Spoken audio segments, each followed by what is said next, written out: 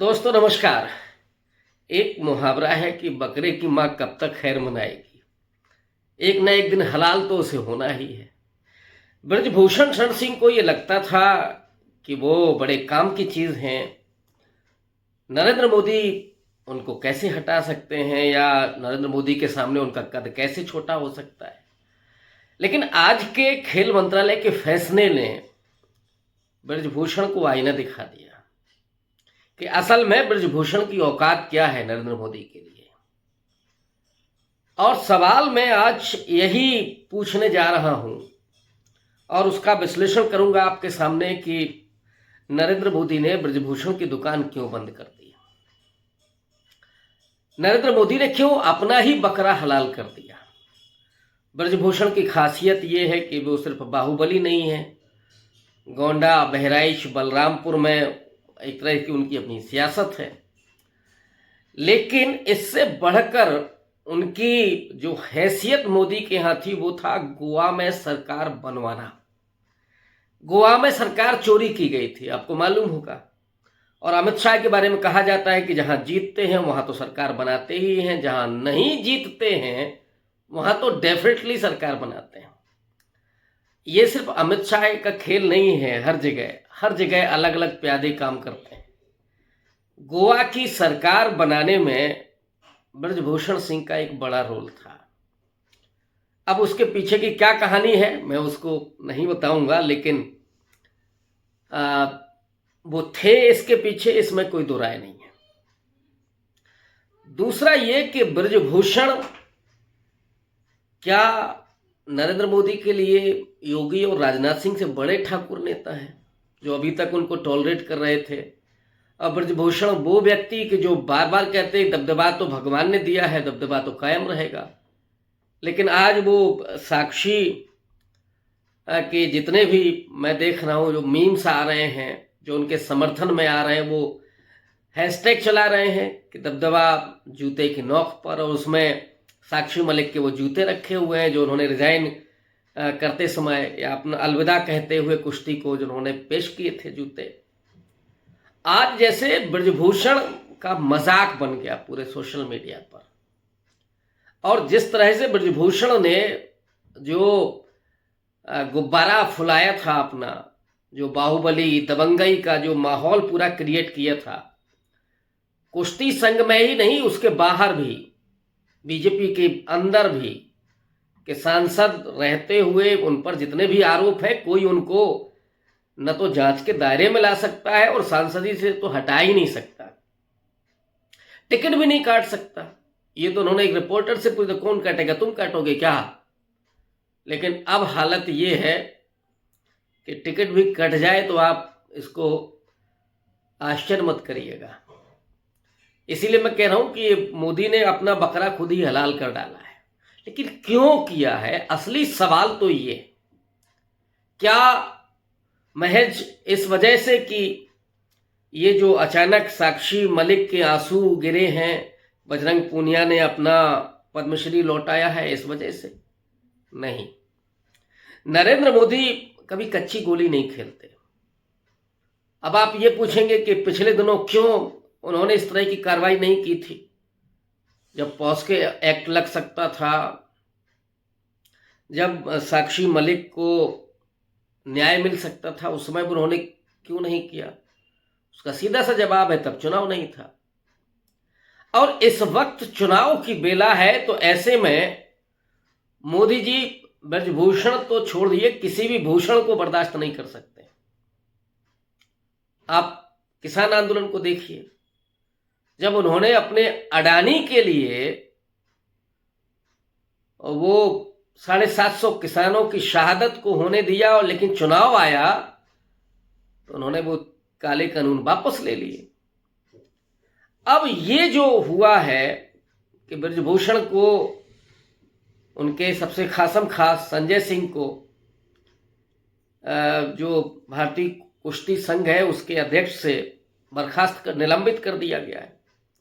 पूरे ही कुश्ती संघ को ही निलंबित कर दिया गया है खेल मंत्रालय के जरिए। उसके पीछे एक पूरी गणित है, और गणित ये है कि अगर ब्रजभूषण रहते और साक्षी मलिक, बजरंग पूनिया या जो महिला पहलवानों का मुद्दा चुनाव में होता, जो जाटों का गुस्सा अगर होता, तो मोदी जी उसकी रिकवरी कहीं से नहीं कर पाते। पहले ही वो भरपाई करने की कोशिश कर रहे थे जगदीप धनखड़ के जरिए।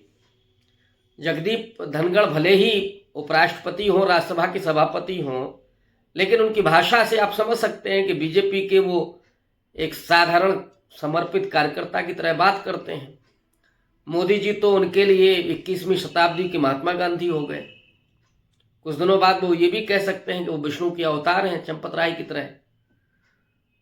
जगदीप धनखड़ की जब मिमिक्री हुई, सांसदों के निलंबन के खिलाफ जो सांसद प्रोटेस्ट कर रहे थे, और प्रोटेस्ट में ये सब होता है, प्रोटेस्ट में नारेबाजी होती है, मुर्दाबाद बोला जाता है, पुतले फूंके जाते हैं, तो क्या ये अपमान है? कार्टून बनाए जाते हैं, तो ये भी होता है, मिमिक्री भी होती है। लेकिन ये मोदी इरा है, इसमें चुनाव के गणित के लिहाज से सारी चीजें होती हैं, और वो 140-45 सांसदों का निलंबन का मुद्दा गायब कर दिया जाए और असली सवाल ये खत्म कर दिया जाए कि कैसे नौजवानों ने सुरक्षा में सेंध लगाई पार्लियामेंट में, कैसे वो कूदे, और क्यों अमित शाह उस पर जवाब नहीं दे रहे हैं, ये मुद्दा गायब कर दिया जाए और ला दिया जाए कि साहब उन्होंने मिमिक्री की, और मिमिक्री की किसकी? उपराष्ट्रपति की। तो साहब आपने संवैधानिक पद का भी उल्लंघन किया, उसकी भी मर्यादा और मान को नहीं रखा। जबकि हम लोग जानते हैं कि डॉक्टर अंबेडकर जो संविधान प्रारूप समिति के अध्यक्ष थे, उनका भी कार्टून बनाया गया था, राजेंद्र प्रसाद का भी कार्टून बनाया गया, नेहरू को तो बाकायदा शंकर ने गधा बना करके पेश किया था। लेकिन वो नेहरू थे कि उन्होंने दूसरे दिन फोन करके बोला कि भाई इस गधे के साथ आप चाय पीना पसंद करेंगे क्या? आइए कल बैठते हैं, चाय पीते हैं। लेकिन उससे ज्यादा महत्वपूर्ण ये है कि उस मिमिक्री प्रकरण के जरिए जाटों को साधने की कोशिश हो रही थी, और इसीलिए जगदीप धनखड़ ने उसे कहा था कि ये मेरा अपमान नहीं है, ये जाटों का अपमान है और किसानों का अपमान है। हम लोग जानते हैं कि जाट और किसान दोनों ही नाराज हैं बीजेपी से, किसी तरीके से उनको वापस लाना। और ऐसे में ये प्रकरण हो गया कि भारतीय कुश्ती संघ में ब्रजभूषण के ही सारे वफादार चुन करके आ गए। जूनियर चैंपियनशिप गोंडा के नंदन वहां पे होने लगी, और ये साक्षी ने ट्वीट कर दिया, ये बड़ा मुद्दा खड़ा हो गया, और जाटों की नाराजगी सिर चढ़ करके बोलने लगी। ऐसे में नरेंद्र मोदी और उनके जो एक तरह से बहुत कैलकुलेटिव चीजों को देखने वाले हैं, नंबर 2 अमित शाह, उन्होंने इस बात को समझा होगा कि क्या होने जा रहा है। निर्णय लेने में नरेंद्र मोदी का कोई सानी नहीं है, नो डाउट। उन्हें मित्र और शत्रु से कोई फर्क नहीं पड़ता है, ये दोस्त है कि दुश्मन है, कांग्रेस पार्टी का भी है, शरद पवार का भतीजा है, अगर वो काम आ रहा है तो ले लीजिए। शिवसेना को तोड़ करके एकनाथ शिंदे को ले आइए डरा धमका करके, बस केवल आपको चुनाव जीतना है। तो ये कैलकुलेशन और निर्णय लेने की जो क्षमता है मोदी की, लोग क्या कहेंगे ये उन्होंने आज तक कभी चिंता ही नहीं की होगी। तो उन्होंने ब्रजभूषण पर कलम चला दी, और आज ब्रजभूषण जो दबदबा तो कायम है, दबदबा कायम रहेगा वगैरह वगैरह, और आज सारा दबदबा 2 दिन में ही दब गया, ध्वस्त हो गया। इसकी असली जो पेंच है वो कहां है? असली पेंच है वो लोकसभा के क्षेत्र जहां पर जाटों का अपना दबदबा है। ब्रजभूषण का प्रभाव जातीय गणित चुनावी गणित के लिहाज से कोई खास नहीं है। पहले ही उत्तर प्रदेश में योगी एक बड़े लीडर हैं, बड़े राजपूत लीडर हैं, ब्रजभूषण क्या करेंगे? और उनकी एक टेरिटरी अगर आप माने तो वो गोंडा, बहराइच, बलरामपुर, इससे बाहर भी नहीं है। लेकिन जाटों की अगर आप टेरिटरी को देखिएगा तो हरियाणा की 10 सीटों पर प्रभावित कर देते हैं, वो 10 सीटों पर प्रभावित करते हैं। इसके अलावा पंजाब की 13 लोकसभा सीटें हैं और उस पर कमोबेश हर सीट पर प्रभाव डालते हैं जाट। चंडीगढ़ की 1 सीट है, प्रभावशाली हैं जाट वहां पे। दिल्ली की 7 सीटें हैं, कमोबेश हर सीट पर जाट प्रभावशाली हैं, कहीं कम कहीं ज्यादा। राजस्थान की 25 सीटें हैं, 25 में से आप अगर पूरी ना कहें, हालांकि जो 4 सबसे मजबूत जातियां हैं राजस्थान की, उसमें एक जाट है। हनुमान बेनीवाल अगर कांग्रेस पार्टी के साथ होते तो शायद इस बार रिजल्ट कुछ और होता, रवायत शायद इस बार बदल गई होती। लेकिन अगर हम 25 पर नहीं माने तो कम से कम 1 दर्जन सीटों पर अच्छा प्रभाव है जाटों का राजस्थान में। उत्तर प्रदेश की 80 लोकसभा सीटें हैं, लेकिन पश्चिमी यूपी की 22 सीटों पर दबदबा है जाटों का। माने इधर ब्रजभूषण सिंह का दबदबा और इधर जाटों का दबदबा। इसके अलावा उत्तराखंड में, गुजरात में, महाराष्ट्र में, जम्मू में, इन राज्यों में भी 1, 2, 3, 4 ऐसी सीटों पर उसका प्रभाव है, जाटों का प्रभाव है। ऐसे में नरेंद्र मोदी उन ब्रजभूषण को टॉलरेट करते या उनको दरवाजा दिखाते पिछला? ये तो होना ही था, इसमें कौन सी बड़ी बात है।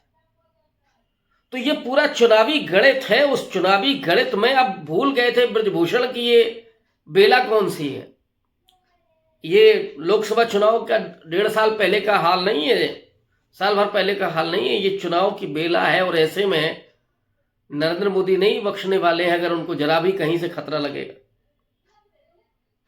तो ये करीब करीब अगर आप सीटें जोड़ेंगे तो 100 तो बहुत ज्यादा मैं बोल दूंगा, कम से कम 50 से 60 सीटें ऐसी हैं जहां पर जाट सीधा प्रभाव डालता है।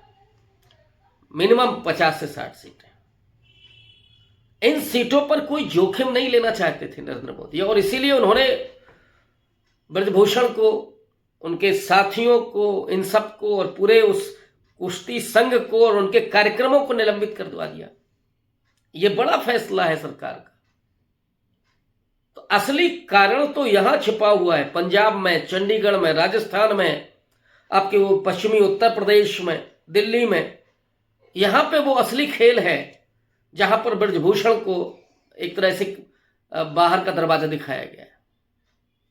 और नरेंद्र मोदी जब उस मोड में होते हैं तो फिर कोई नहीं बचता। शुक्रिया, धन्यवाद।